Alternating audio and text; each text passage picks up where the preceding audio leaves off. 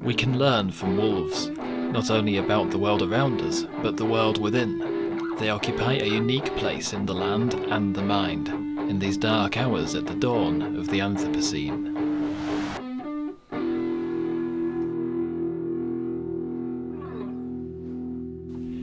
Hi folks, and welcome back again to the Dark Wolf Project. This is going to be a bit of a different video today. It's more going to be my opinion and a bit of a story about how I got drawn into climate change activism, even though I had absolutely no interest when I started the project.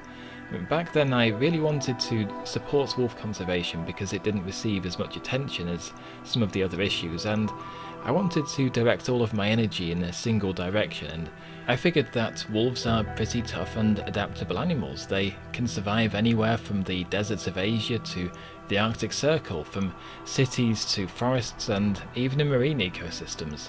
Whatever climate changes happen, there should be a good population that can manage to keep on surviving. And I mean, after all, hunting, trapping and loss of habitat is a far more direct threat to their survival. And arguably it is, but as I learned more about the species, I began to realise that I'd vastly underestimated the threat that global warming actually poses.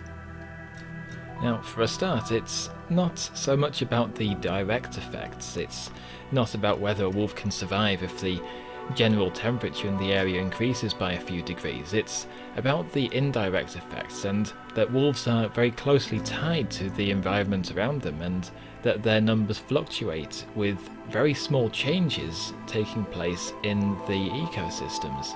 So, although wildfires and floods are obviously the most dramatic effects of climate change that we can see from weather, it's the long terms that are really posing a serious threat. For example, if it gets drier or wetter in a place, then it's going to change the plants in it, different species outcompeting existing ones. And this kind of results in a sort of bottom-up cascade through the ecosystem. The plants are going to affect which species can survive on them, and this is going to affect the prey species for the wolves.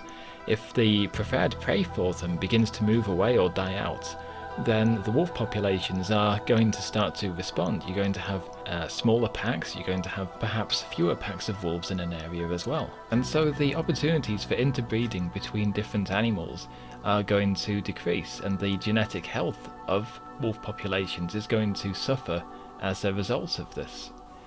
And we could see this exacerbated by a rise in sea levels from climate change as well, with areas in lowland being cut off from each other and wildlife corridors between them becoming inaccessible. And if we're looking at a wolf population that's already endangered, such as the red wolf or the Mexican grey wolf, then this could quite easily spell the end for them, and that's an entire genetic lineage completely vanished. It's also worth mentioning that a lot of the processes that directly contribute to climate change also directly affect wolves, such as clear-cutting forests for timber or changing land for agricultural uses. Not only are these reducing carbon sink areas and increasing greenhouse gas emissions, but they're also reducing the territory that wolves have to occupy. Just the same as the reduction in prey species that I mentioned earlier, this can quite easily lead to conflict between wolves and humans, one of the main reasons why I became so invested in the topic to begin with. Now obviously this is just my quick take on the subject, and I could go into a lot more detail, but I just wanted to explain why it is that if you want wolves or biodiversity in general to persist, whether that's to hunt it, admire it or study it, then you're already involved in the climate change debate, whether you like it or not. Like me, you're probably already going to have quite a nice carbon footprint behind you, and it's not always easy to offset it, but there are other ways to get involved and try and help preserve the world that only take a few minutes out of the day. Personally, I subscribe to online petition networks like Greenpeace, Wild Earth Guardians do it. There's plenty out there, and it's automated, so it just fills out the form for you. It takes maybe 10 seconds when you get a email come through, and it's a great way to change legislation that's otherwise been damaging to the environment.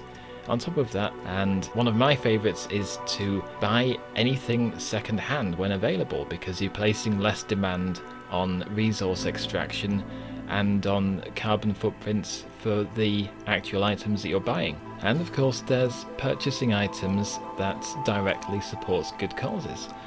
And the painting that you've been watching me do in the background for this one is one of those things. If you'd like to know a little bit more about it, then check out the link down in the description. But that is going to be it for this video. I just wanted to give you something to think about while I'm busy with some other work, and I'll be back again soon with more in-depth videos on wolves. So as always, thanks for watching and being a part of the Dark Wolf Project. I'll see you again soon.